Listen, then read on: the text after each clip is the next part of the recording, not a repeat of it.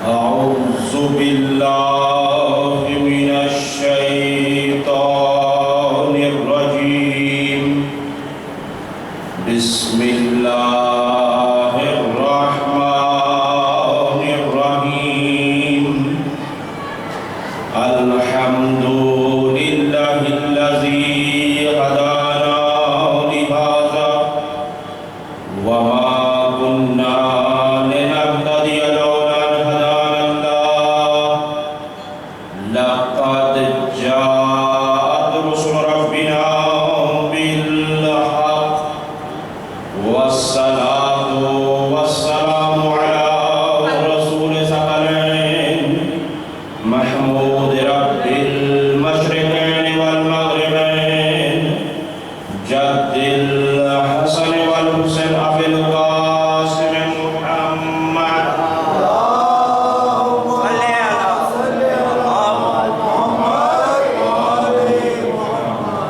وعطره الطيبين الطاهرين المعصومين لا سيما الإمام المبين والكافي الحسين وغياث المضطر المستقيم حجة الله على المخلوقين ووارث الأنبياء والمرسلين المنتظر المهدي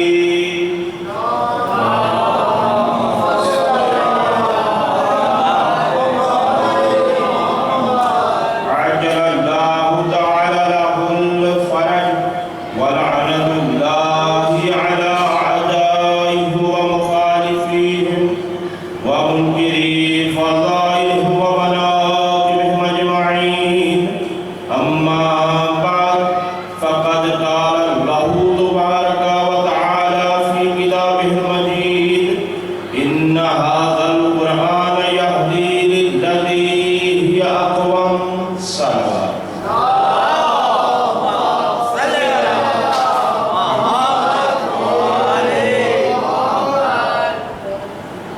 ہمیشہ کی طرح خدا مختار سے دعا قبول پروردگار عالم آپ لوگوں کی عظیم ترین اور مقدس ترین عبادت اپنی بارگاہ میں قبول فرمائے اور اسی طرح سے پروردگار عالم تمام تر مریضوں کو اور بالخصوص مریض مخصوص جن کے لیے دعا کے لیے مجھے بھی کہا گیا ہے اور یقیناً آپ لوگوں کو بھی کہا گیا ہوگا اور حاضرین میں سے اگر کوئی مریض ہے پروردگار عالم بیمار کربلا کے صدقے میں اور مولا کائنات کے صدقے میں پروردگار عالم ہم سب کو شفاء کلی عطا فرمائے۔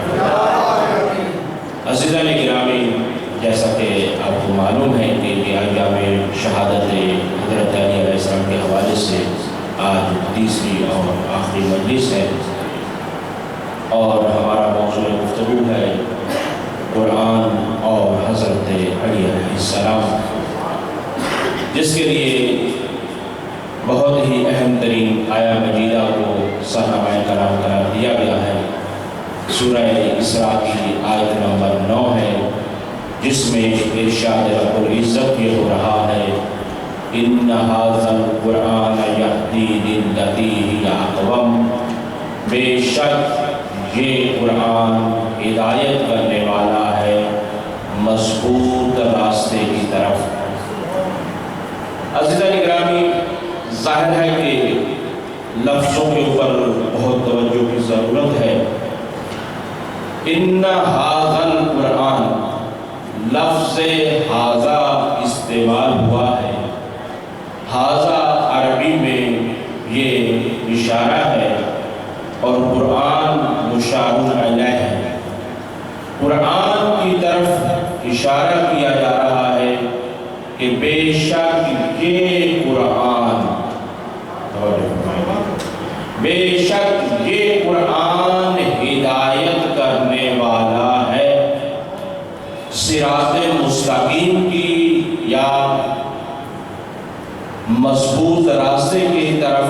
مختلف معنی اس کے دیے گئے ہیں، اسی حوالے سے کہہ رہا ہوں، لیکن اب سمجھنے کی ضرورت اس بات کی ہے کہ یہ ھذا کہہ کے کس طرح متوجہ کیا جا رہا ہے۔ وہ کون سی شے ہے کہ جو بتائی جا رہی ہے کہ یہ قرآن ہے جو ہدایت کرنے والا ہے؟ اب یہیں پر اگر آپ توجہ کر لیں گے تو پہلا ہی جملہ انتہائی عظیم جملہ ہدیہ کرنے جا رہا ہوں، وہ یہ ہے کہ پورا قرآن آپ دیکھ لیجئے گا، پورے قرآن کے اندر لفظ، یہ دو لفظ اِنَّ حَاذَا القرآن یعنی حَاذَا القرآن، پورے قرآن کے اندر یعنی حَاذَا القرآن، یہ قرآن، حَاذَا کا معنی یہ، یعنی حَاذَا القرآن پورے قرآن کے اندر 14 مرتبہ آیا ہے۔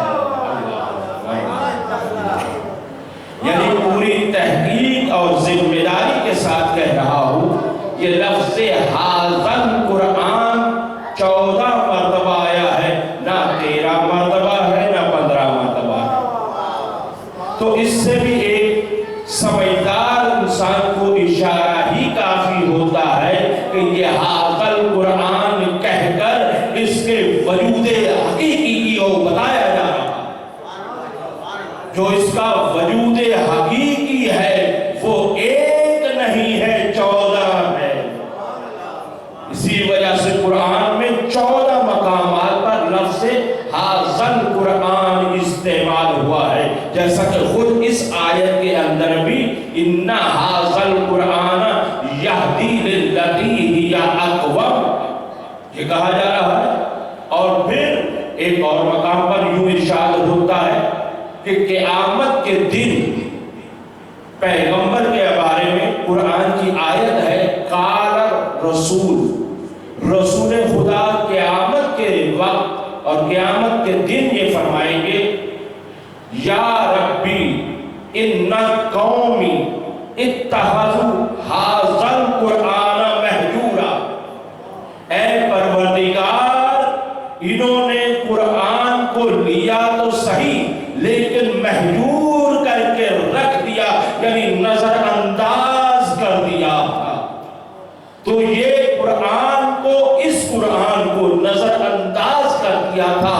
اب دیکھنا ہوگا کہ ہر مسلمان کے گھر میں قرآن تو موجود ہے، ہر مسلمان قرآن بلاہر نہ صحیح تو کم سے کم ماہ رمضان میں تو ضرور پڑھنے کی کوشش کرتا ہے، شبینے ہوتے رہتے ہیں۔ تو پھر پیغمبر قیامت کے دن کس قرآن کا گلہ کریں گے، کس قرآن کی شکایت کریں گے؟ تو عزیزان گرامی، اگر ان آیات کو آپ ملاتے ہیں اور نتیجہ یہی ہوتا ہے کہ یہ قرآن کی ایک حقیقت کی طرف اشارہ ہے، اور قرآن حقیقت کے اعتبار سے یہ ہے کہ قرآن کے بہت سارے معجزات ہیں۔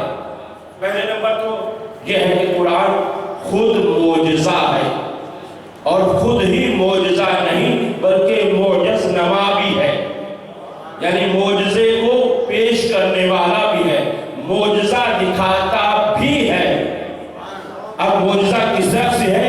قرآن کے اندر خود موجود ہے، وَنُنَزِّلُ مَا هُوَ شِفَاءٌ وَرَحْمَةٌ لِلْمُؤْمِنِينَ۔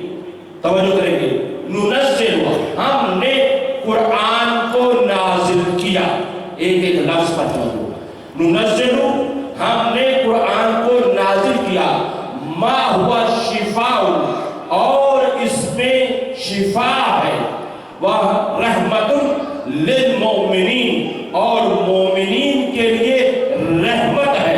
اب اس سے پہلے والے لفظ پر توجہ کیجئے گا، یہ کیا ہے؟ قرآن ہم نے نازل کیا، کیا ہے؟ شفا ہے۔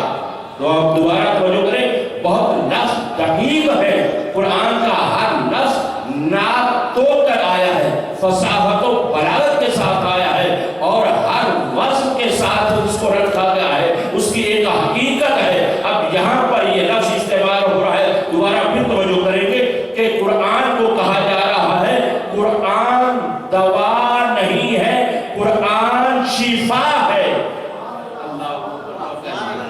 قرآن کو دوا نہیں کہا جا رہا، یہ نہیں کہا جا رہا کہ ننزل ما ہوا دواء، ہم دوا کے طور پر نازل کر رہے ہیں۔ ایسے آپ کیونکہ ممکن ہے کہ دوا کی خصوصیت یہی ہوتی ہے کہ اگر وہ کسی کو دی جاتی ہے کسی کو صحت ملتی ہے کسی کو نہیں ملتی. ایسی بات ہے یا نہیں ہے؟ آپ کسی طبیب کے پاس جاتے ہیں کسی ڈاکٹر کے پاس جاتے ہیں وہ آپ کو دوا دیتا ہے شفا نہیں. اور قرآن کے اندر پھر دوسرے مقامات پر یہ ارشاد ہوا ہے اذا مرضت فہو یشفی، جب میں مریض ہوتا ہوں وہی مجھے شفا دیتا ہے. غور فرمائیں ذرا آیتوں پر آیتیں پڑھ رہا ہوں ذرا غور تو فرمائیں کہ جب میں مریض ہوتا ہوں اللہ مجھے شفا دیتا ہے. اب یہاں اس آیت میں کیا کہا جا رہا ہے؟ اللہ مجھے شفا دیتا ہے. اور دوسری آیت میں کیا کہا جا رہا ہے؟ ننزل ما ہوا شفاء، ہم نے قرآن کو نازل کیا ہے کہ وہ قرآن شفا ہے. ادھر سے اللہ یہ کہہ رہا ہے ہم اس کو شفا دیتے ہیں اور ادھر سے قرآن یہ کہہ رہا ہے قرآن شفا ہے. تو کیا نعوذ باللہ آپس میں تعارض ہے یا آپس میں ٹکراؤ ہو رہا ہے؟ بھی قرآن شفا ہے اور اللہ شفا دیتا ہے. اب کیا آپس میں ٹکرا رہی ہے بات؟ نہیں عزیزان گرامی، شفا اللہ ہی دیتا ہے. بہت توجہ چاہوں گا، شفا اللہ ہی دیتا ہے اور اللہ کی ذات ان اللہ علی کل شیء قدیر ہے. لیکن اس کے باوجود قرآن کو شفا کہہ کے بتایا جا رہا ہے میرے اور تمہارے درمیان ایک شے کو رکھ رہا ہوں وہ ہے قرآن اور قرآن شفا ہے. بس یہ ہے عزیزان گرامی سمجھنے کی ضرورت ہے جب وہ ذات ان اللہ علی کل شیء قدیر ہو کر، توجہ چاہوں گا، وہ ہر شے پر قدرت رکھنے والا ہو کر قرآن کو وسیلہ دے رہا ہے. قرآن کو وسیلہ قرار دے رہا ہے تو اے انسان جب وہ ذات وسیلہ بنا رہی ہے تو بغیر وسیلے کے وہاں تک جانا چاہتا ہے. محمد والے محمد بلندر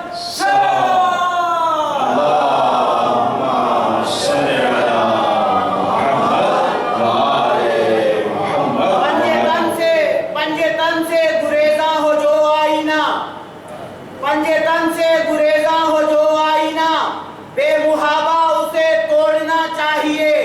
اور منکرین حیات محمد ہے وہ، منکرین حیات محمد ہے وہ، بے وسیلے کا جن کو خدا چاہیے.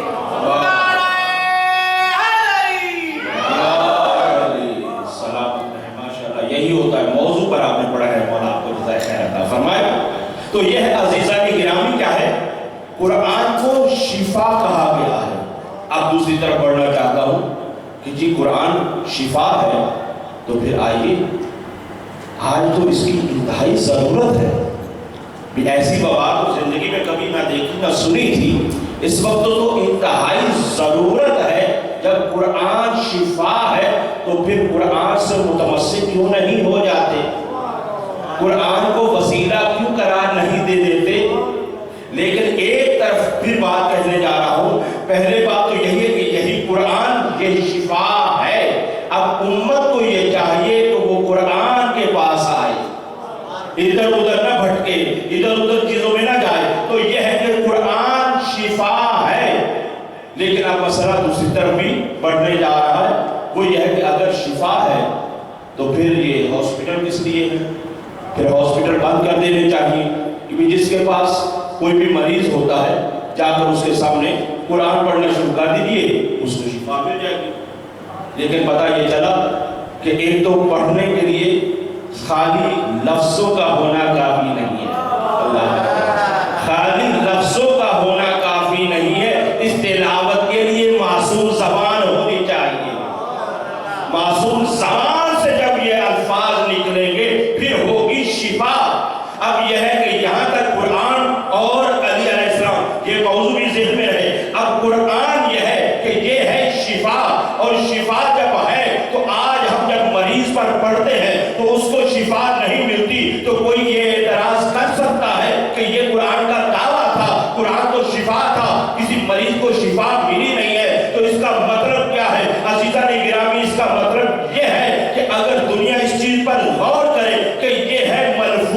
قرآن، یہ ہے لفظوں میں لکھا ہوا قرآن۔ اگر حقیقت قرآن سمجھ جاتے تو اس چیز کا جواب مل جاتا۔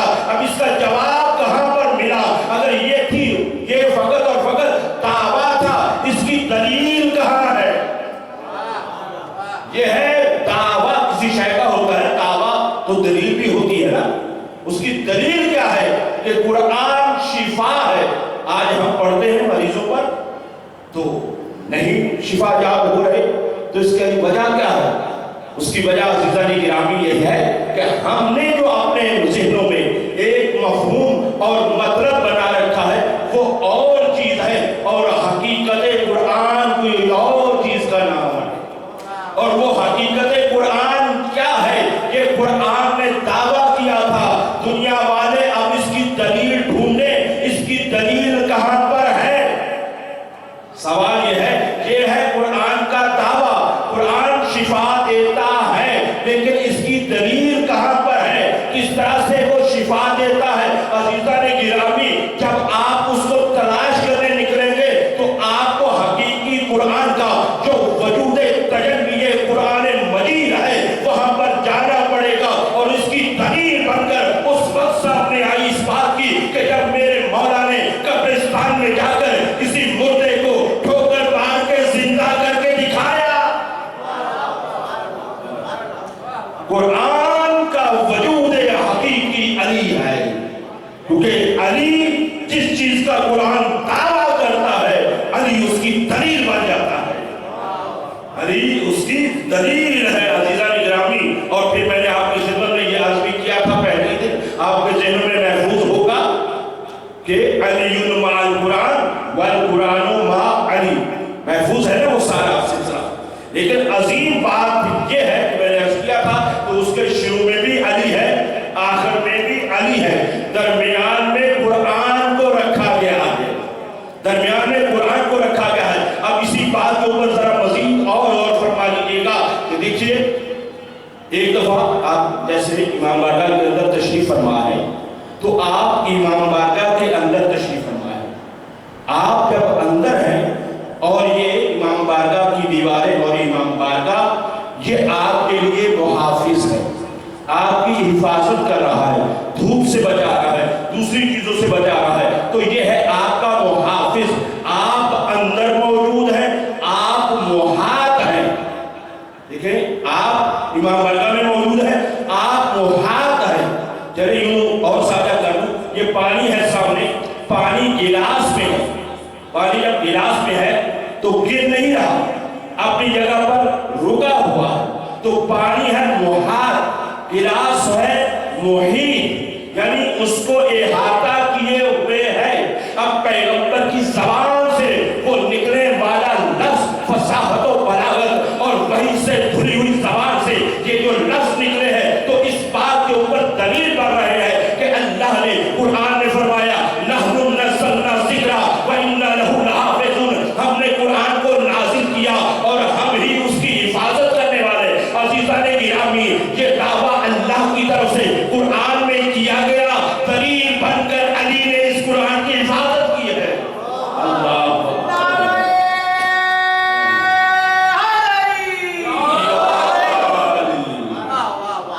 قرآن آج بھی جو 1400 سال گزر گئے اور تمام مسلمانوں کا اس پر اتفاق ہے کہ اس میں کسی طرح کی بھی نہ کوئی کمی ہے نہ کوئی زیادتی ہے، تو کوئی سوچ کر یہ تو بتائے کہ جو اللہ نے کہا کیا اللہ کسی مقام پر تلوار لے کر کھڑا ہوا کہ بھی اگر اس میں کوئی رد و بدل کیا تو میں تمہاری گردن کاٹ دوں گا؟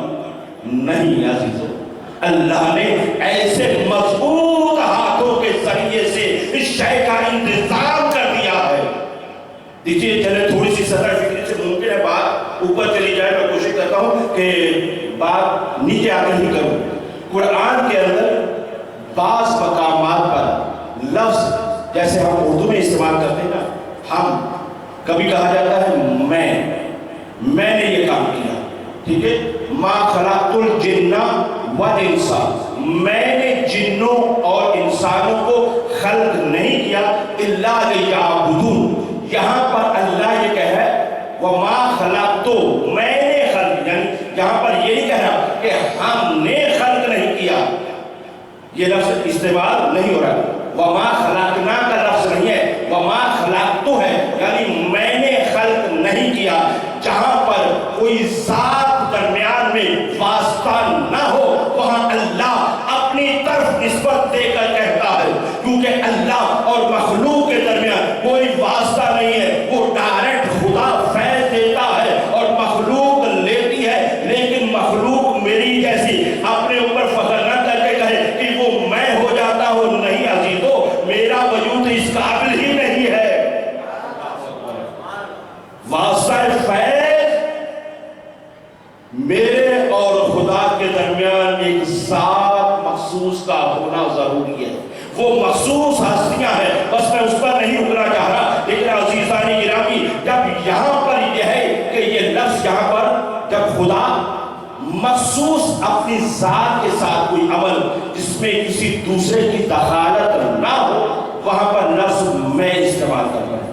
اور جہاں پر خدا کا ایک قدرتی اور یہ بہترین سسٹم اور نظام ہے، جہاں پر اللہ تعالیٰ نے مدبر کائنات کو بنا کر فرشتوں کو، انبیاء کو، رسولوں کو جو واسطہ فیض ہے جن کو درمیان میں اگر رکھا ہے، تو وہاں پر پروردگار عالم وہاں پر لفظ مفرد کا اور متکلم یعنی اکیلے کا لفظ استعمال نہیں کرتا، بلکہ وہاں پر دوسری ذات کو بھی ساتھ شامل کر کے وہاں پر ارشاد فرماتا ہے.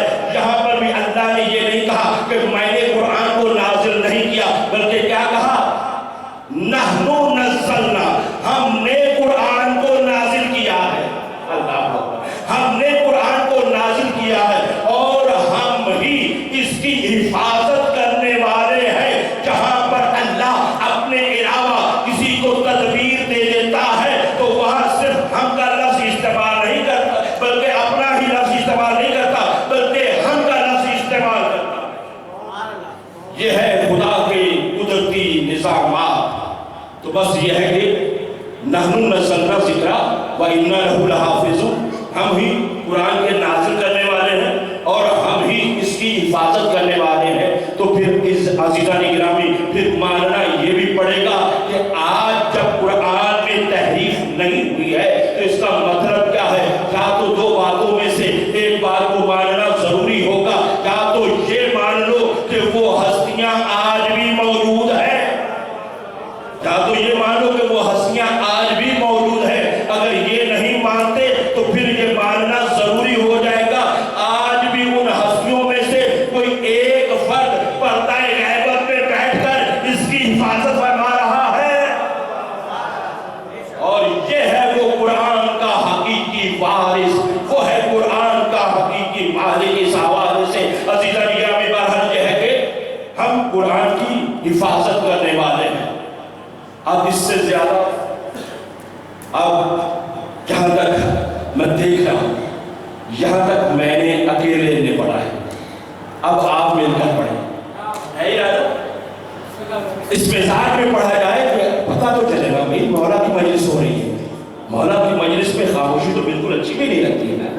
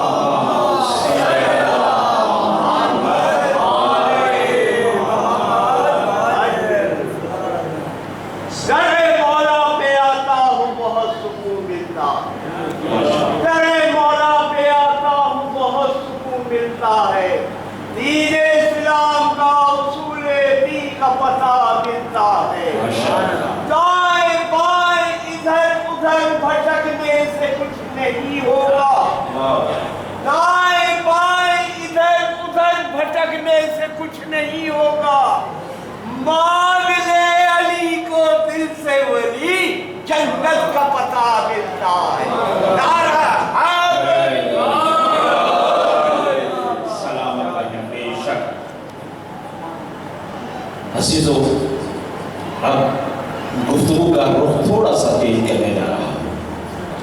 اور وہ یہ ہے کہ ایک اس حوالے سے ذرا دیکھیے گا، کیونکہ حالات حاضرہ بھی آپ کے سامنے ہیں، میڈیا کا دور ہے، روزانہ آپ دیکھتے ہیں۔ میں سلام پیش کرتا ہوں اپنی ملت کے ان علماء کو جو ٹی وی پر بیٹھ کر ہمارے مذہب کا دفاع کرتے ہیں۔ مولا محفوظ رکھے ایسے علماء کو۔ واقعاً بہت بڑی بات ہوتی ہے، یہاں بیٹھ کر بات کرنا بہت آسان ہے، مجمع غیروں کا ہو تو پھر اس کے لیے انسان کو مصر میں تمار بننا پڑتا ہے۔ یہ مصر میں تمار مزاج چاہیے ہوتا ہے کہ جہاں پر للکار کر علی والا کہتا ہے کہ تم بتاؤ کہ علی پر لعن کیوں کیا گیا۔ یہ کہنا پڑتا ہے علی والا، تو علی والا ہوتا ہی وہ ہے کہ اگر ہزاروں کا مجمع ہو تو گھبرائے نہیں، گھبراتا ہی نہیں ہے۔ علی والا کسی بھی میدان میں کسی بھی مقام پر گھبراتا نہیں ہے، لیکن ہمارا سہارا تو چاہیے نا، ہماری طرف سے سلام تو کہنا چاہیے نا۔ اس وجہ سے یہ ہے کہ آپ نے علماء کی قدر الحمدللہ کرتی ہے قوم، دیکھا ہے دنیا میں چہرہ مولا امام حسین علیہ السلام پر کیا کچھ ہوا، دشمن کی نظریں کہاں تک تھی اور شیعت نے اس نظروں کو کہاں تک پہنچا دیا۔ اور واقعاً وہ لوگ کامیاب ہو جاتے ہیں جو اپنے علماء کی قدر کرتے ہیں اور اپنے علماء کے کہے پر چلتے ہیں۔ اور آپ دیکھتے ہیں کہ کسی بھی مقام پر علماء پیچھے نہیں ہٹتے، کسی جگہ کا کوئی بھی مسئلہ ہو، قیادت ہو، وہاں پر بہرحال یہ ہے کہ ذمہ داری کو پورا کرتے ہیں۔ ہماری ذمہ داری یہ بنتی ہے کہ ان ہاتھوں کو مضبوط کریں اور ہر حوالے سے مضبوط کریں۔ کہیں پر بلائیں تو ہم جائیں، کسی جگہ پر اگر کم سے کم یہ ہے کہ جب آپ ویڈیو دیکھتے ہیں تو لائک تو ان کا حق بنتا ہے۔ نوجوانوں سے کہہ رہا ہوں کم سے کم لائک اس کو ضرور کیا کریں، اور ہو سکے تو اس کو شیئر بھی کر دیا کریں، تاکہ آپ کا پیغام اور آفاقی پیغام آپ کا بھی اس میں حصہ ہو جائے، تاکہ آپ بھی اجر پا جائیں، کیونکہ آپ ان کے ہاتھوں کو مضبوط کر رہے ہیں۔ تو لہٰذا حالات حاضرہ کو مد نظر رکھتے ہوئے کل بھی میں نے آپ کی خدمت میں ایک جملہ ہدیہ کیا تھا، انتہائی اہم ترین جملہ تھا، اور آج کسی اور حوالے سے بات کرنے جا رہا ہوں۔ وہ یہ ہے کہ پیغمبر اکرم صلی اللہ علیہ وسلم کی بات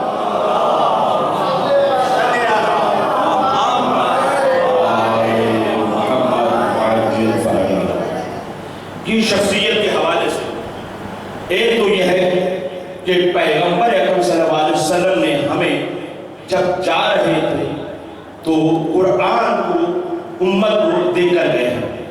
سوال پہلا یہی ہے، توجہ کریں گے نوجوان، پہلا سوال یہ ہے کہ قرآن کب سے بنا؟ قرآن کب سے بنا؟ یہاں پہ دو مطلب نکلتے تھے، میں اس کو واضح کر دیتا ہوں۔ یعنی کتاب قرآن کی شکل میں، یعنی قرآن کب کہلائی؟ دوسری طرف دیکھیں، یعنی قرآن کسی کتاب کی ترقی کا نام ہے کہ پہلے یہی کتاب کچھ اور تھی، پھر آہستہ آہستہ اس نے ترقی کی اور وہ قرآن بن گیا؟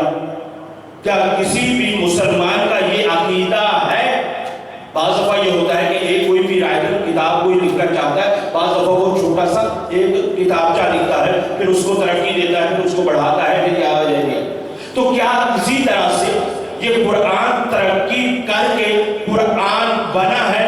یا اس کا آسان کر دوں کہ یا جب سے ہے قرآن ہے، یا یہ ہے کہ جب سے ہے قرآن ہے، کسی کتاب کی ترقی کا نام قرآن نہیں ہے۔ تو عزیزان گرامی، جب پیغمبر اکرم صلی اللہ علیہ وسلم ہمیں قرآن دے کر جا رہے ہیں اور ساتھ کیا فرما کے جا رہے ہیں؟ انی تارک فیکم مستقرین کتاب اللہ و اترتی اہل بیتی ما ان تمسکتم، میں تمہارے درمیان دو گراں قدر چیزیں چھوڑ کے جا رہا ہوں، ایک اللہ کی کتاب ہے، دوسرے اہل بیت ہے، واضح ہے؟ اور اللہ کی کتاب کے بارے میں فیصلہ کیا ہے؟ اللہ کی کتاب کے بارے میں فیصلہ یہ ہے کہ قرآن جب سے ہے، قرآن جب سے ہے، قرآن ہے، کسی دوسری شے سے قرآن نہیں بنا ہے، قرآن جب سے ہے قرآن ہے۔ اور پھر آئیے پیغمبر کے ساتھ ہم دیکھتے ہیں کہ پیغمبر کے ساتھ ہمیں تین طرح کے لوگ ملے ہیں۔ तीन तरह के लोग हमें मिले हैं पैगंबर के साथ। एक वो है जो असहाबे पैगंबर कहलाते हैं, बिल्कुल आराम से तवज्जो से तवज्जो। एक वो है जो असहाबे पैगंबर कहलाते हैं। ये असहाब कब बने, सवाल ये असहाब कब बने, वाज़ेह सब मुसलमानों का इत्तेफाक है। और आप देख रहे हैं अल्हम्दुलिल्लाह हम इख्तिलाफी बात करते ही नहीं है। हमारा पैगाम आफाकी पैगाम है। हम तो उन्हीं के मानने वाले हैं जो दुनिया को हिदायत देने के लिए आए थे। तो फिर हम ज़ाती और इख्तिलाफी बात क्यों करें? हम तो इत्तेफाक की बात कर रहे हैं। सबका इत्तेफाक ये है, असहाबे पैगंबर यकीनन हमारे लिए भी मोहतरम है। ये जो हमारे ऊपर इल्जाम है ना कि ये नाउज़ुबिल्लाह सहाबा को नहीं मानते, मैं इस पर दलील दे दूं कि हम मानते हैं कि नहीं मानते? यकीनन हम मानते हैं। अगर हम ना माने तो हमें गदीर नहीं मिलती, क्योंकि गदीर में मैं तो नहीं था, वो असहाबे पैगंबर ही तो थे जिन्होंने सुना और अलिया को मौला बनाया गया। उन्होंने देखा भी, उन्होंने सुना भी और हमें बताया। इससे बढ़कर हमारे पास और क्या दलील हो सकती है कि गदीर में जितने हम बैठे हुए हैं, हम गदीरी जरूर हैं लेकिन गदीर में नहीं थे, हम गदीर के मानने वाले हैं। तो हम तक पैगाम कैसे पहुंचा? असहाबे पैगंबर साहब, तो उन्होंने ये देखा है 1,24,000 उस वक्त असहाब मौजूद थे, उन्होंने देखा। तो यह है कि अल्हम्दुलिल्लाह हम असहाबे पैगंबर का एहतराम करने वाले हैं। तो अब यह है कि मैं फिर उसी बात को रोक रहा हूं कि इसमें इख्तिलाफ में नहीं जाना। लेकिन सवाल यह है कि ये असहाबे पैगंबर कब बने? ये सवाल तो बनता है ना, किसी को एतराज तो नहीं भी असहाबे पैगंबर कब बने? जवाब इसका बिल्कुल सादा सा है, किसी से पूछने की जरूरत ही नहीं। आप थोड़े से तवज्जो फरमाएंगे कि भी जब रसूल का कलमा पड़ा तब वो असहाब बने। ऐसी बात नहीं, जब रसूल का कलमा पड़ा है तब वो जाकर असहाब बने हैं। यानी रसूल का कलमा पढ़ने से पहले जो भी थे लेकिन सहाबी नहीं थे। चले लफ्जों को और पलट कर कह दें, भाई रसूल का कलमा पढ़ा तो रजी अल्लाह बने, लेकिन उससे पहले के लिए कोई रजी अल्लाह नहीं कह सकता। तो इसका मतलब यह है, तारीख मौजूद है कि फुला वक्त में ईमान लाया, फुला ने फुला वक्त में ईमान कबूल किया, घर से किसी और इरादे से गया, लेकिन रास्ते में जब कोई भी ताना मिल गया कि कहाँ जा रहे हो, किताबों की बातें हैं, ये तो निसाब की किताबों में लिखा हुआ है कि वहां पर कहने वाला ये कहता है पैगंबर को कत्ल करने जा रहा हूं। तो जब ये कत्ल करने जा रहे थे, क्या किसी मुसलमान में हिम्मत है कि कहे कि रजी अल्लाह जा रहे थे? अल्लाह, ये सवाल है, क्या कोई कह सकता है? आते हुए को तो कह सकता है, जाते हुए को नहीं कहा जा सकता। तो अब ये पता चला रसूल का कलमा पढ़ा तो ये रजी अल्लाह बने, लेकिन उससे पहले रजी अल्लाह नहीं थे। वाज़ेह है? अब ये बात, ये ग्रोह एक बात मुकम्मल हो गई, इनकी तारीखें मौजूद हैं, कब इन्होंने कलमा पढ़ा, कब ये मुसलमान हुए, बात मुकम्मल। दूसरा ग्रोह कौन सा है? वो है अज़वाजे पैगंबर। अज़वाजे पैगंबर का एक ग्रोह है, वो यह है कि ये अज़वाजे पैगंबर जो इनको टाइटल मिला है, जो कुरान के अंदर भी मौजूद है, क्या है? उम्महातुल मोमिनीन, मोमिनीन की माँ है। लेकिन ये कब मिला? जैसे वो तमगा मिला था सहाबी होने का तो कलमा पढ़ने के बाद मिला, ये ज़ौजाए रसूल होने का या उम्मुल मोमिनीन का ये तमगा कब मिला? तो इसका जवाब भी सादा सा है कि जब रसूल से अक़्द हुआ तब वो ज़ौजाए रसूल बनी, उम्मुल मोमिनीन बनी। हमारे इस पर अकीदा है, कुरान का फैसला है, हम इससे नहीं फिरते। लेकिन कौन रही वो बात अलग है, क्योंकि ये एजाजी डिग्री थी और एजाजी डिग्री कभी छिन भी जाती है। तो अज़ीज़ान इरामी बस ये है, ये अज़वाजे पैगंबर कब बनी? जब रसूल के निकाह में आई, उससे पहले जो भी थी लेकिन उम्मुल मोमिनीन भी नहीं थी, ज़ौजाए रसूल भी नहीं थी। तो यहाँ पर यह है कि किस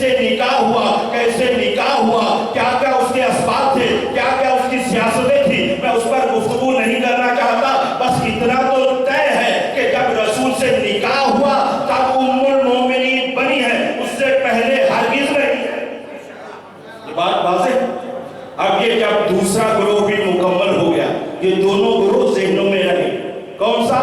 اصحاب پیغمبر کا. اصحاب پیغمبر نے رسول کا کلمہ پڑھا، کیا بنے؟ صحابی بنے، رضی اللہ بنے. اور کیا ہے؟ ازواج رسول ام المومنین کا بنی جب رسول سے عقد ہوا.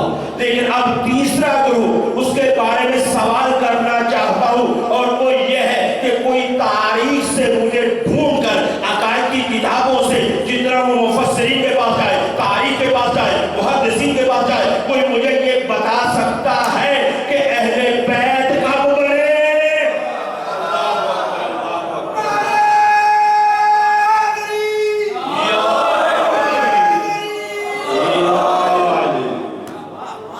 یعنی بالکل پورا چیلنج ہے. آپ دیکھیے، غور کیجیے.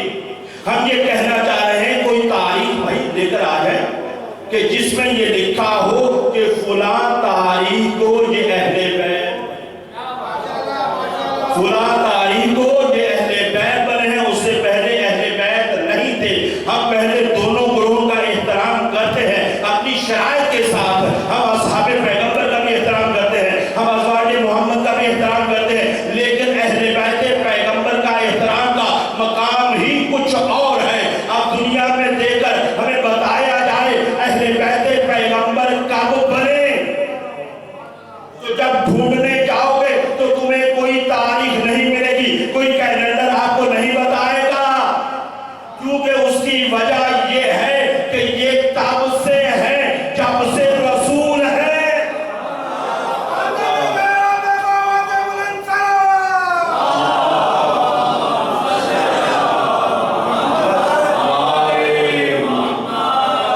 یعنی یہ اہل بیت علیہ السلام کب سے ہے؟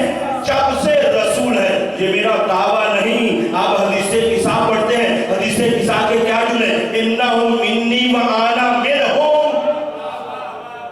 یہ نہیں کہا جا رہا کہ وہ مجھ سے ہیں فقط. عزیزو، یہ کہا جائے انہم منی وانا منہم، وہ مجھ سے ہیں اور میں ان سے ہوں.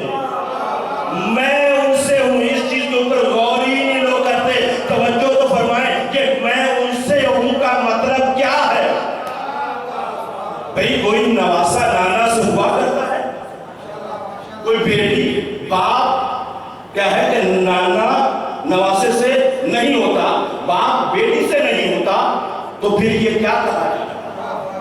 یہ سمجھنے کی ضرورت ہے. اب یہ ہے کہ یہ لوگوں نے لکھا تو ہے، معتبر کتابوں کے اندر لکھا ہے، بہت اہم ترین، کیونکہ یہ حدیث کسا کا واقعہ ایک ایسا سب متفقن علیہ واقعہ ہے کہ جس کا کوئی انکار کر ہی نہیں سکتا. تو عزیزان گرامی، جب یہ کہا جا رہا ہے انہم منی وانا منہم، یہ مجھ سے ہے میں ان سے ہوں، تو اس کا مطلب یہ نہیں ہے کہ آپ دیکھیں. پھر میری طرف توجہ کریں گے تو میں بات کہنے جا رہا ہوں. میری ہر بندے پر نظر ہے، اور اگر میں نہیں دیکھ رہا ہوں بس ذہن میں یاد رکھے کہ وقت کا امام دیکھ رہا ہے.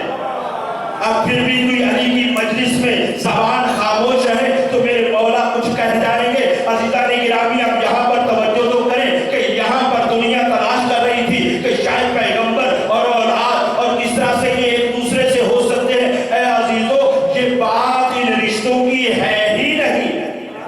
یہ بات ان رشتوں کی ہے ہی نہیں. یہ بات عالم انوار کی بات ہے.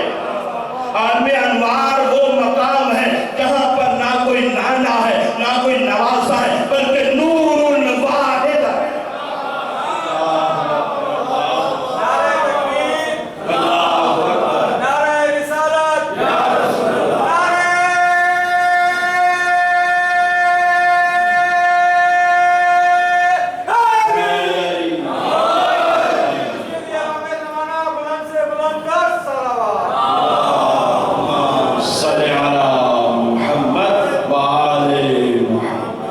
بات واضح ہوئی. دنیا تلاش کر رہی تھی اسی جگہ پر. دیکھیں وہ بھی جو حدیث ہمارے یہاں بہت زیادہ مشہور ہے، محرم میں خصوصیت کے ساتھ پڑھی جاتی ہے، حسین منی و انا من حسین، کہ حسین مجھ سے اور میں حسین سے ہوں. عام طور پر آپ لوگوں نے سنا ہوگا ماشاءاللہ اہل مجلس حضرات تشریف فرما ہیں جاتے ہیں، عام طور پر یہی بیان کیا جاتا ہے نا کہ یہ ہے کہ ظاہر کہ مولا حسین علیہ السلام نانا سے ہے. اس میں تو پہلا جملہ سمجھنے کو مشکل بھی نہیں ہے کہ حسین منی. لیکن جب دوسری مشکل پیش آئی تو انہوں نے کہا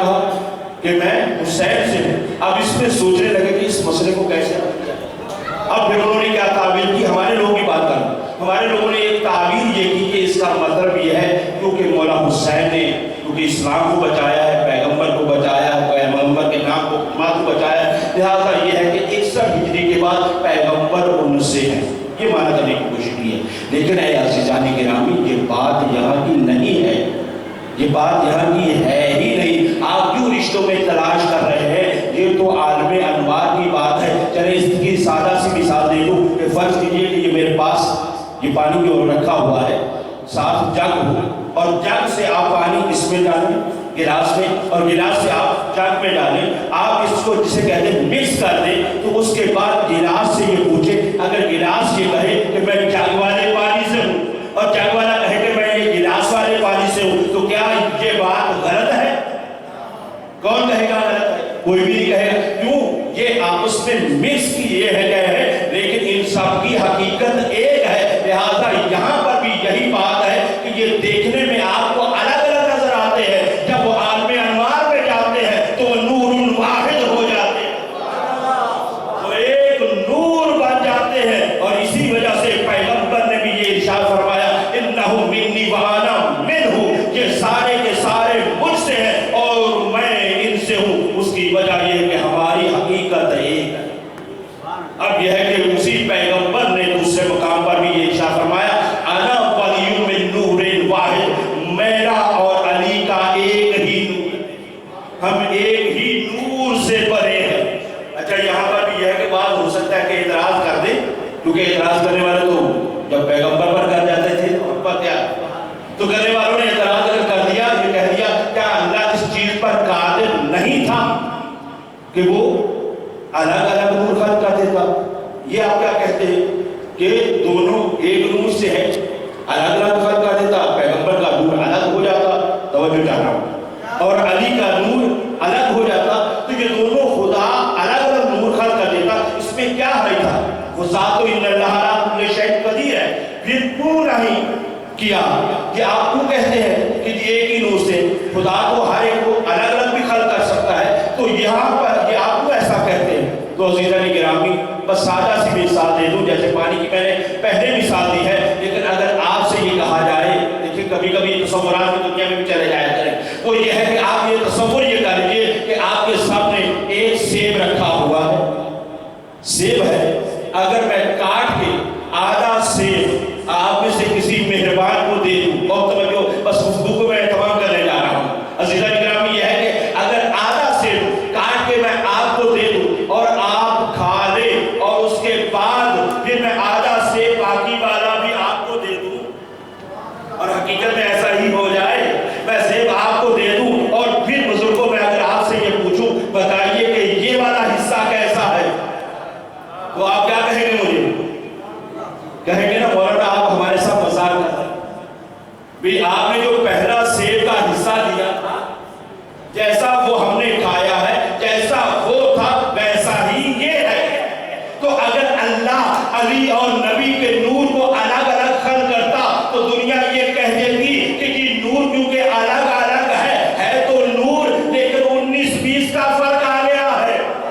लिहाजा अल्लाह ने एक ही नूर से उस फर्क को भी मिटा दिया कि तुम ये ना सोचना कि कोई 19-20 का फर्क होगा, नहीं, जैसा नबी है वैसा अली है।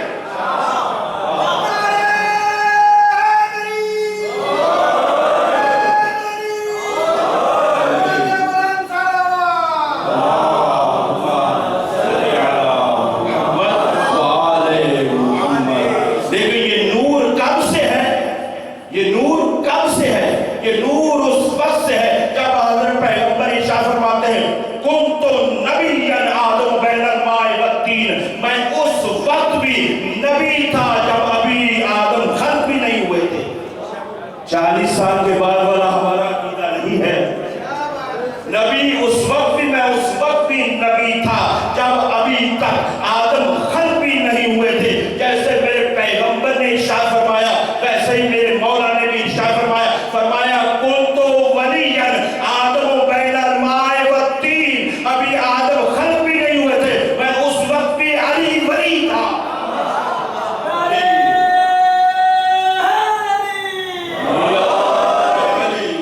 वक्त तो बहुत हो गया है, लेकिन अगर आखिरी बात हदिया न करूं तो शायद अपनी बात को मुकम्मल न कर सकूं। इस वजह से ये भी अर्ज करना चाहता हूं हम, क्योंकि आज मसला बहुत विलायत का चल रहा, ज्यादा इसी पर मसाइल खड़े भी होते हैं। हम एक दूसरे को मादर के साथ गाली और मुकस्सर जैसे भी अल्फाज इन्हीं वजह से हम बयान करते हैं कि जी फला मौलाई है, फला मौलाई नहीं है। बस इस तरह से कहना चाहूँगा अज़ीज़ान गिरामी, मैं इस मौजू को मिंबर से नहीं बयान किया करता और नहीं करना चाहिए, ये हमारे अंदर के मसाइल हैं, लेकिन ये हकीकत है कि अली की विलायत को भी समझा जाए, अली की विलायत को भी समझा जाए कि अली की विलायत क्या है। आज मेरे मौला मुझे हिम्मत दे दे कि मैं उस चीज़ को बयान सकूं। अगर आज मौला की मजलिस ना होती तो मैं इस मकाम पर आकर मौला की इस विलायत को बयान ना करता। और वो ये है अज़ीज़ान गिरामी, मैं कोई हदीस नहीं पढ़ने जा रहा हूँ कि उसके बाद ये कहा जाए कि ये शिया की है, ये सुन्नी की है, इसका रावी ज़ईफ़ है, इस किताब का राइटर कौन है। नहीं, आयत ही आपके सामने पढ़ने जा रहा हूँ, और आयत वो है जो हमारे बच्चे बच्चे को भी याद है, जिसे आयत विलायत कहा जाता है। आयत ये है, इन्नमा वलियुहुमुल्लाह व रसूलुहु वल्लज़ीना आमनुल्लज़ीना युक़ीमुनस्सलाता व युतूनज़्ज़काता व हुम राकिऊन। यानी यहाँ पर जो बयान किया जा रहा है अज़ीज़ान गिरामी, अब आज इस मजलिस का महासिल आपकी खिदमत में पेश करने जा रहा हूँ। इसमें कहा जा रहा है इन्नमा वलियुहुमुल्लाह। माशा भाई, अब आपकी खास तवज्जो चाहूँगा, आखिरी जुमला कहने जा रहा हूँ, और आज जितना हो सके अल्लाह का सामने सर्वसजूद होकर मौला का शुक्र अदा करना कि हमें कितनी अजीम नेमत से उस्मा से नवाजा है। आज शबे कद्र भी है और अली की शबे शहादत भी है, लेकिन इस मौके पर अज़ीज़ान गिरामी तवज्जो कीजिएगा, बहुत अजीम आपकी खिदमत में विलायत को पेश करने जा रहा हूँ। शायद इससे बड़ा अगर किसी के पास जुमला हो तो मुझे लाकर दिखा देना, इससे बड़ा कोई जुमला हो नहीं सकता। अपने ज़हनों को तैयार कीजिए और मेरे साथ परवाज़ कीजिएगा। इन्नमा वलियुहुमुल्लाह, अल्लाह वली है, व रसूलुहु, और उसका रसूल वली है, वल्लज़ीना आमनुल्लज़ीना युक़ीमुनस्सलाता व युतूनज़्ज़काता व हुम राकिऊन, और वो वली है जो नमाज कायम करते हैं और रुकू में अपनी ज़कात को देते हैं। इसमें सब ने लिखा है कि आयत का शान नज़ूल अली अलैहिस्सलाम का वो अमल है जो मस्जिद में अंजाम दिया था। अज़ीज़ान गिरामी, इस आयत की रूह से हमें नजर ये आ गया, अल्लाह वली है, रसूल वली है, अली वली है। अल्लाह अकबर। मैंने आपकी सोचों से ऊपर आपको लेकर जाना है, जहां से आगे अगर बढ़ते हैं तो ऊपर चलेंगे, वो आखिरी मकाम होगा।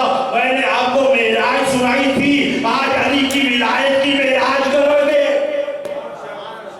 अली की विलायत में मेराज होने जा रही है अज़ीज़ान गिरामी। अब फिर गौर करने, मैंने पूरी तवज्जो चाहिए है, एक एक फर्द की पूरी तवज्जो अगर रहेगी तो आज इस चीज का, इस गुफ्तगू का महासिल आपकी खिदमत में वाज़े हो जाएगा, और वो ये है अज़ीज़ान गिरामी, अल्लाह वली है,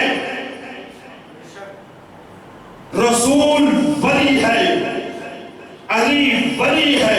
कितने वली है जरा बोलिएगा। अल्लाह वली है, रसूल वली है, अली वली है। अजीजों, अब तवज्जो चाहता हूँ, बाहर बैठे हुए जहां कहीं भी मेरी आवाज आ रही है, अली वाले जरा तवज्जो करें। तीन वली है, अल्लाह वली है, रसूल वली है, अली वली है। वली तीन है, विलायत एक है। अल्लाह अल्लाह।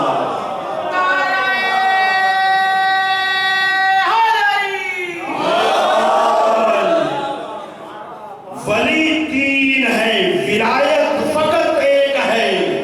कोई ये ना शक करे कि विलायत तीन है। कुरान आपके सामने है, आयत को देख लीजिए। इन्नमा वलियुहुमुल्लाह, पढ़े लिखे लोग जरा सामने तकरीर फरमाएं। मुझे दिल से दुआएं चाहिए होगी, और अपनी जात के लिए नहीं, मिल्लत इस्लामिया की सरबुलंदी के लिए आप दुआ कीजिएगा। अज़ीज़ान गिरामी, तवज्जो तो करें। इन्नमा वलियुहुमुल्लाह, अल्लाह वली है। फिर ये नहीं कहा जा रहा वसानी वलियुकुम मसलन रसूल, तुम्हारा दूसरा रसूल वली है, यानी लफ्ज़े वली का तकरार नहीं हो रहा। एक होता है लफ्ज़ दोबारा लाया जाता है, दोबारा नहीं है। लफ्ज़े वली शुरू में जो इस्तेमाल हुआ है वही है, इन्नमा वलियुहुमुल्लाह। ठीक है, जब मैं फर्ज कर लूं, अब बिला तशबीह मिसाल देना चाहे तो हो सकता है उसको मुनाशा भी हो जाए, लेकिन यह है कि जब ये कहा जा रहा है वजीर आज़म, या कहा जाए वजीर आला, मतलब कोई भी आप वजारत का नाम लेते हैं और आगे 3 वजीरों का नाम लेते हैं, तो जो फरमाएंगे 3 वजीरों का नाम लेते हैं, पीछे वजारत एक का जिक्र करते हैं।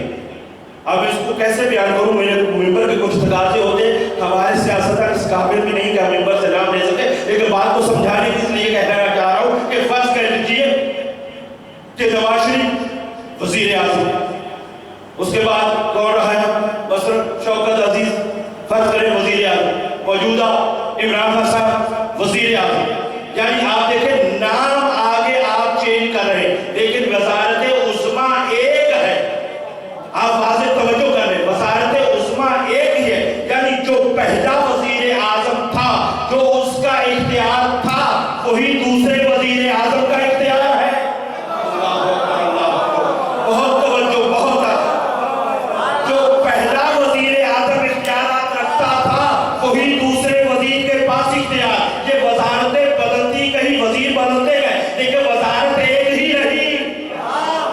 वजारत एक है, वजीर बदल रहे हैं, ये तो है दुनिया का निजाम, इसके अंदर तो ये मसाइल हो जाते हैं। लेकिन ऐ अजीजों, यहाँ पर अल्लाह की विलायत है, जैसे अल्लाह की विलायत है वैसे नबी की विलायत है, वैसे ही अली की विलायत है। अब ये ना सोचो, तवज्जो चाहता हूँ, मुझ पर जो फतवा लगाना है लगाओ, लेकिन ये कहने जा रहा हूँ पूरे कलेजे से, जैसे अल्लाह हर काम कर सकता है, वैसे मेरा नबी कर सकता है, वैसे मेरा अली कर सकता है। अल्लाह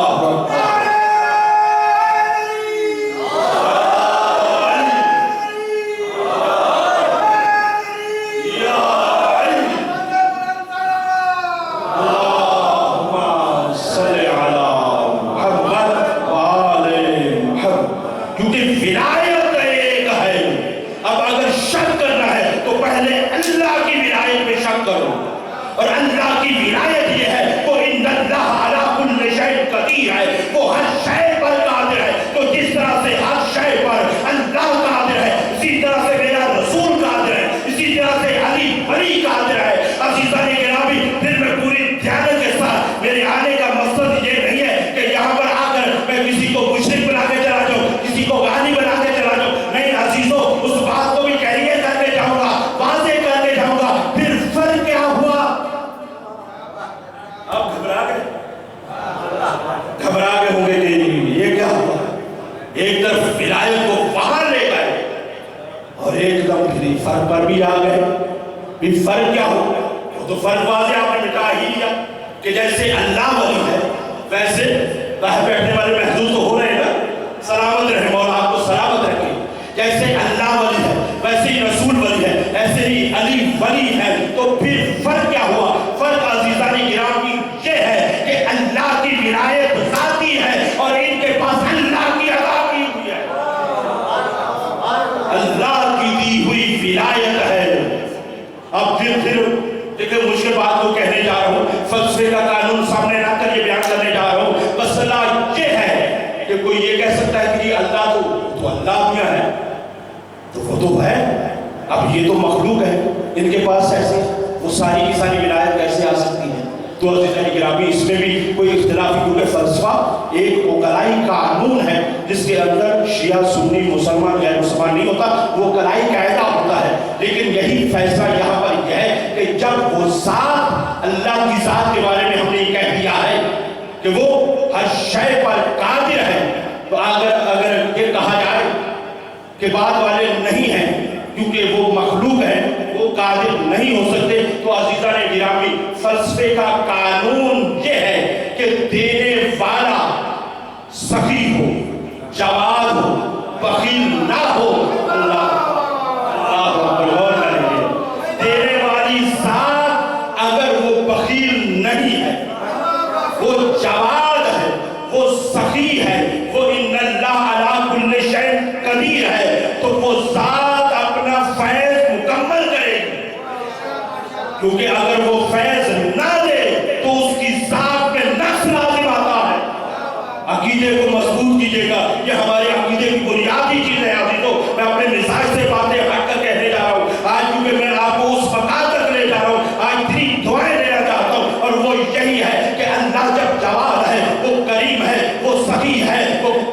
نہیں ہے، وہ جاہل نہیں ہے، وہ کمزور نہیں ہے۔ تو جب وہ ہر شے پر قادر ہے تو وہ ہر شے کو دینے پر بھی قادر ہے، ہر شے کو دینے پر بھی قادر ہے۔ اب مسئلہ آ جاتا ہے ادھر سے، اب لینے والے کے لیے بھی یہ بھی فلسفے ہی کا قانون ہے، اور یہ قانون کلی ہے، استثناء بردار نہیں ہے۔ قانون کلی یہ ہے کہ لینے والے کے لیے بھی پوری لیاقت ہونی چاہیے، پوری استعداد ہونی چاہیے۔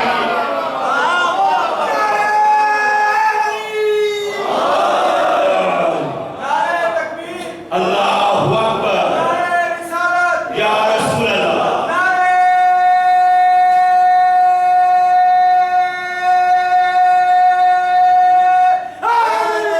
یا علی سلامت رہے۔ میں اس کڑی کے مطابق پڑھ رہا ہوں کیونکہ وہ بھی وہاں رکی ہے، میں بھی وہیں رکا ہوں۔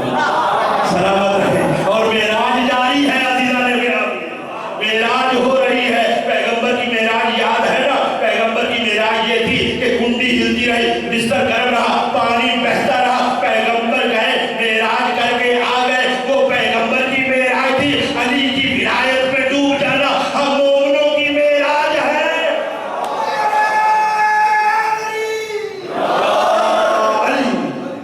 تو عزیزان گرامی، یہ فلسفے کا قاعدہ کلی ہے کہ لینے والا اگر صاحب صلاحیت ہے، وہ استعداد رکھتا ہے، وہ لیاقت رکھتا ہے، تو پھر دینے والا بھی جس طرح سے اس کا نتیجہ ہونا ضروری ہوتا ہے، کیونکہ یہ علت و معلول کا ایک ایسا فلسفہ کا قانون ہے جو تخصیص بردار نہیں ہے کہ دینے والا وہ قادر مدرک ہو اور لینے والا ظرف قابل ہو، تو فیض کا ہونا یقینی ہے۔ تو پیغمبر سے بڑھ کر کوئی ظرف نہیں تھا، اللہ سے بڑھ کر کوئی دینے والا نہیں تھا، تو جو کچھ اللہ کے پاس تھا اس نے سب کچھ ان کو دیا۔ جو کچھ ان کے پاس تھا، پھر مشکل بات میں آ گئے کہ دنیا پھر سوچے گی کہ اگر سب کچھ ان کو دے دیا تو پھر اللہ کے پاس کیا بچا؟ پھر اللہ کے پاس کیا بچا؟ یہ دنیا کا نظام ہے، دنیا کا سسٹم ہے کہ اگر میری جیب میں 10 روپے ہیں اور اگر میں آج مولانا ہو کر کوئی صحافت کر ہی دوں تو یہ 10 روپے دینے کے بعد میرے پاس وہ 10 روپے نہیں بچیں گے۔ یہ ہمارے حساب سے ہے، لیکن عزیزو یہ تو اللہ کی وہ قدرت الہیہ ہے، یہی تو یہاں پر عقیدہ ہے، اور یہی تو اللہ کا وہ نظام ہے، یہی تو خدائی سسٹم ہے کہ وہ ان کو سب کچھ دے کر بھی پھر بھی ان اللہ علی کل شیء قدیر ہے، پھر بھی وہ ہر شے پر قادر ہے عزیزو۔ بس اس کے بعد کوئی نہ سوچے کہ یہ علی یہ کر سکتے ہیں، یہ نہیں کر سکتے، یہ ان کے اختیار میں ہے یا نہیں ہے۔ ان کے اختیار سے پہلے اللہ کے اختیار میں دیکھیں، اگر یہ اللہ کے اختیار میں ہے تو وہ نبی کے اختیار میں بھی ہے، وہ علی کے اختیار میں بھی ہے عزیزو۔ بس رونا عزیزو اسی بات کا ہے، جو ان اختیارات کے مالک تھے، جو ہر شے کو شے سے بدل کر کچھ بنا سکتے تھے، وہ منبر سے اتار دیے گئے اور دوسروں کو بٹھا دیا گیا۔ عزیزو رونے کے دن ہیں، آج کی شب قیامت کی شب آ رہی ہے۔ یہ شب شب عاشور سے کم نہیں ہے۔ یہ شب عزیزو، شب عاشور سکینہ کی یتیمی کی شب ہے، اور آج کی شب زینب و کلثوم کی یتیمی کی شب ہے۔ جتنا ہو سکے مولا کا پرسہ دینا، جیسے آپ نے مولا کے فضائل سن کر اپنے آپ کو اس مقام پر لے گئے ہو، اب اسی طرح سے سوچو تو صحیح، جو اتنی ذات مقدس تھی ان کے ساتھ ظلم کتنے بڑے ہوئے ہیں۔ عزیزو، یہ میرے مولا اکیلے ہی شہید نہیں ہے۔ میں نے عرض کیا تھا، میرے چھٹے امام فرماتے ہیں، یہ میرے مولا متقیان کے بارے میں فرمایا، اول المظلوم ہے میرا مولا، کائنات کا سب سے بڑا مظلوم ہے میرا مولا۔ عزیزو، وہ کس طرح سے مظلوم ہے؟ میرا مولا خود شہید ہے۔ سب سے پہلے میرا مولا خود شہید ہے، جو زہر سے بھی شہید کیا گیا ہے، جو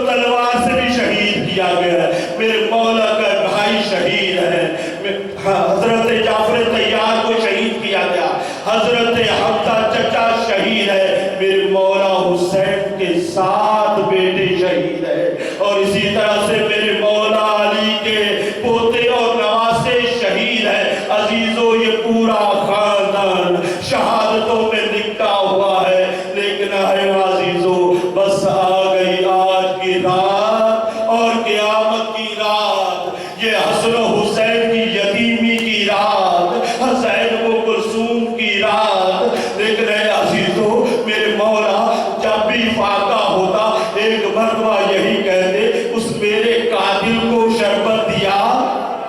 अजरुक अल्लाह करो, थोड़ा सा मसाइल पढ़ना चाहता हूँ, अगर आपने तवज्जो की तो रात भर रोने के लिए जुमले काफी हो जाएंगे। ऐ अजीजों, मेरा मौला आका जो ही फाका होता, कहा मेरे लाल हसन, क्या इसको पानी दिया, क्या इसको खाना दिया? मैं कहूँगा मौला, आप तो कातिल का इतना ख्याल रखने वाले हैं, लेकिन करबला में आ जाना, आपकी आल होगी, 3 दिन की भूखी होगी, अजरुक बलदा 3 दिन की प्यासी होगी। आज़ादारो, मेरे मौला को जब तबीब ने ये कहा ना या अली, मेरे मौला को जब कहा आज़ादारो या अली, अब आप नहीं बचते, अपने बच्चों को वसीयतें करना शुरू करो। तारीख के जुमले हैं आज़ादारो, मेरे मौला ने औलाद अब्दुल मुत्तलिब को जमा किया, सबको वसीयतें करते जा रहे, मुफस्सल वसीयतें हैं। लेकिन एक मरतबा आज़ादारो यहाँ पर आकर एक रिवायत है और बहुत सख्त रिवायत है। एक मरतबा शहजादी सानिया ज़हरा आगे बढ़कर कहती है, बाबा जान उन पर एक एहसान जाते जाते कर दीजिए। कहा मेरी बच्ची कौन सा एहसान चाहती है? कहा बाबा जान मुझे कोई एक ऐसा भाई दे दीजिए। आज़ादारो रोने के लिए काफी है। कहा बाबा जान मुझे एक ऐसा भाई दे दीजिए जो मेरी मुश्किल में काम आए। कहा मेरी बच्ची आपके तो 19 भाई हैं, आपको किसकी जरूरत है?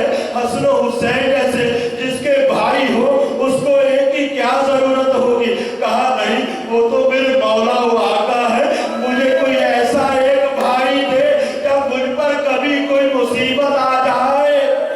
अगर समझ गए तो रो लेना आज़ादारो, कोई ऐसा भाई दे देना बाबा जो मुझ पर मुसीबत आ जाए। शायद ये कह रही होगी जब शामे गरीबा आ जाए, जब मेरे बाकी भाई मारे जाए, जब खैमों को आग लगे, वो मेरा दिफा कर सके। आज़ादारो जब ये कहना था, उसके बाद मेरे मौला ने एक जुमला कहा है अजीजों, और सुनोगे किसको मुखातिब करार दिया है। 19 बेटे हैं मेरे मौला के, 19 बेटों में से एक मरतबा अब्बास को कहा, अब्बास बेटा, ऐ मेरे मौला के चाहने वालों, मौला आप पर अपना खास करम करे। बाबुल हवाई के मानने वालों, हजरत अबुल फजल अब्बास को अपने पास बुलाया और बुलाने के बाद कहा, जा बुलैया। आज़ादारो मेरे मौला क्या फरमाते हैं? फरमाया या बुलैया हाज़िर फदीयतुन मिन्नी इलैका, ऐ मेरे लाल अब्बास, ये ज़हरा का हाथ मैं तुझे वदीयत में दे रहा हूँ। अरे फिका का ये मसला है, वदिया उस शय को कहा जाता है जो शय जैसे दी जाए उसको वैसे वापस किया जाता है। ऐ अब्बास, मैं तुझसे ज़ैनब को वैसे ही लूंगा जैसे आज दे रहा हूँ। लेकिन तारीख ने लिखा, अरे ज़ैनब का सर जख्मी हुआ, बाजू जख्मी हुए। मैं कहूँगा अब्बास आपने वादा वफा क्या किया? अब्बास की आवाज आएगी, अरे जब तक मेरे बाजू सलामत रहे, अजरुक वल्लाह क़यामत होने का, जब तक मेरे बाजू सलामत रहे।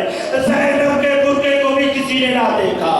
अजरुक वल्लाह आज़ादारो, उसके बाद मैंने खत्म कर दी मजलिस। उसके बाद जब सबको वसीयतें कर दी, बस सबको वसीयतें करने के बाद अपने आप को अल्लाह के हुजूर पेश कर दिया। बस आवाज आई, इन्ना लिल्लाह व इन्ना इलैहि राजिऊन। कद को तेरा अमीरुल मोमिनीन अली कत्ल हो गए, अली शहीद हो गए। आज़ादारो उसके बाद अली के गुस्ल मिला, अली को कफन पहनाया गया। लेकिन मेरे मौला ने, आज़ादारो जुमला सुनोगे, मेरे मौला ने एक जुमला फरमाया था। मेरे मौला ने कहा है मेरे میری ایک وصیت ہے اور میری وصیت یہ ہے کہ جنازے کو دیکھتے ہیں آپ 4 لوگ اٹھانے والے ہوتے ہیں، لیکن میرے مولا نے کیا کہا، اے میرے بچوں جنازے کو پیچھے کی طرف سے خود اٹھانا، آگے کی طرف سے جنازہ خود بلند ہوگا، آگے کی طرف سے جنازہ خود اٹھے گا۔ ہزاروں جنازہ بلند ہوا، نجف کے مقام پہ جا کر میرے مولا کو اس قبر میں رکھا گیا جس میں ایک طرف حضرت آدم کی قبر ہے، دوسری طرف نوح کی قبر ہے، دونوں نبیوں کے درمیان میرا مولا سو رہا ہے۔ لیکن اے عزیزو اب تابوت آ رہا ہے، تابوت کی زیارت کرنا